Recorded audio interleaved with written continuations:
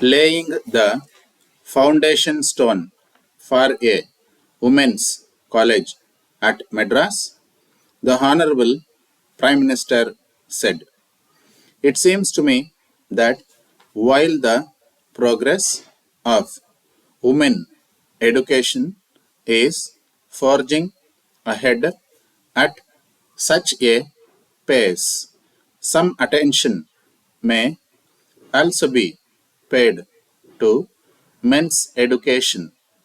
Truly, no agreement is required in defense of women education.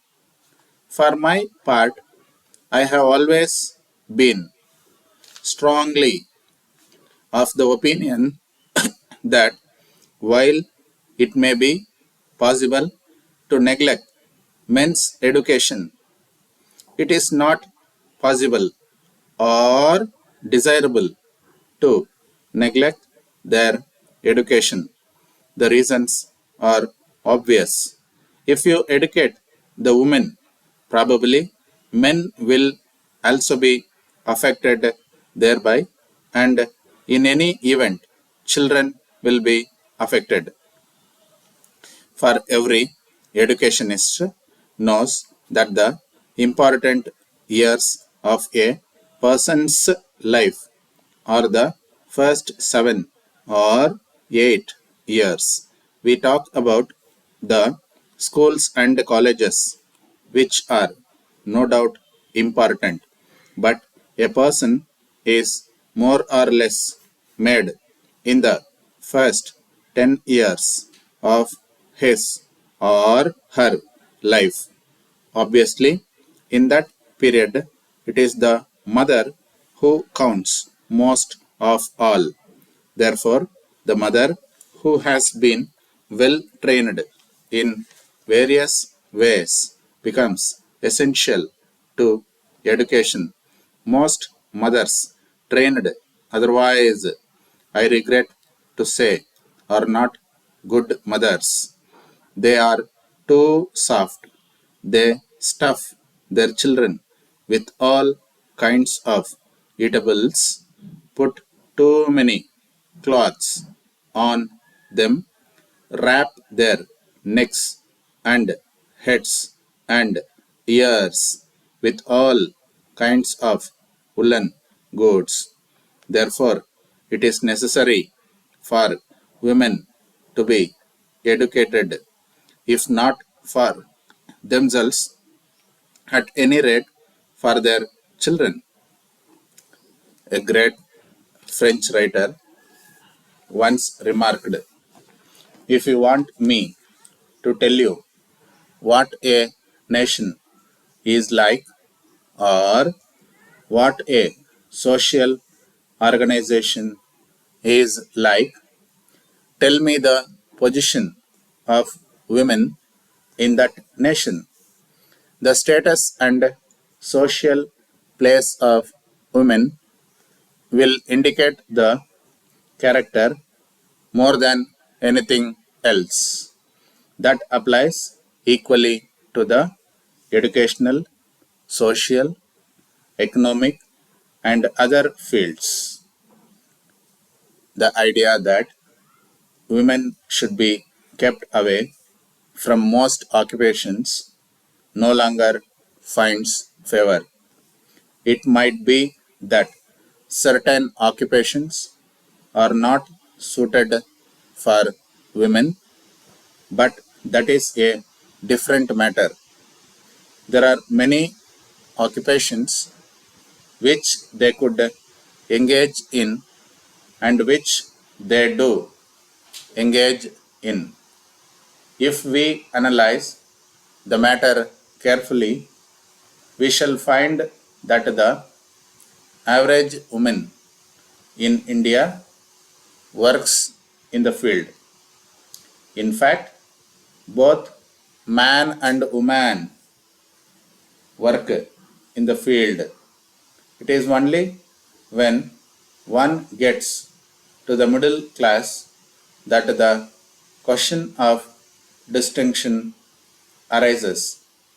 The great majority of our women have to work because economic circumstances compel them to work. Unfortunately, the idea has been prevailing.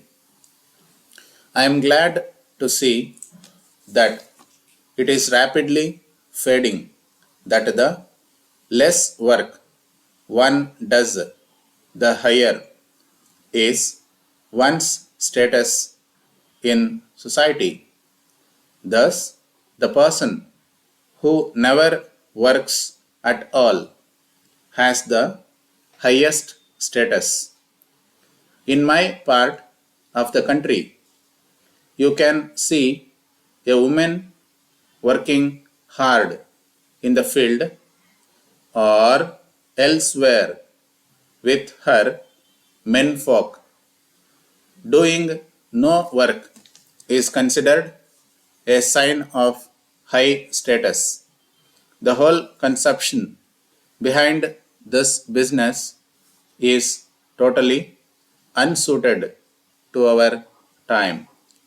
Of course, in my part of the world, there are strange stories which some of you may have heard about. That age is past, and everybody, man or woman, has got to be physically good and strong and mentally alert. They must do good work. A time is going to come when people will not tolerate persons who do no work. Yes, sir. I am a customer of your bank and glad to note that you are giving short loans to augment the resources for self earning.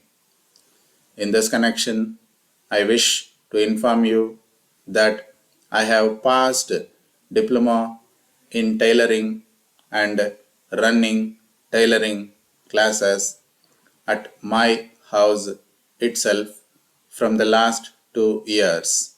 Now the strength has increased considerably, and the sewing machines that I possess are not sufficient to teach for the students. There is a lot of demand for learning tailoring from among the women who are anxious to earn during their leisure hours in their homes. As such, I intend to enlarge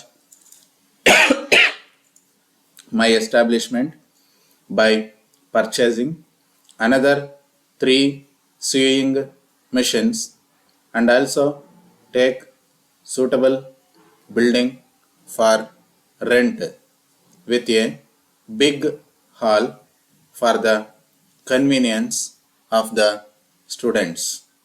The present house is not sufficient for the same.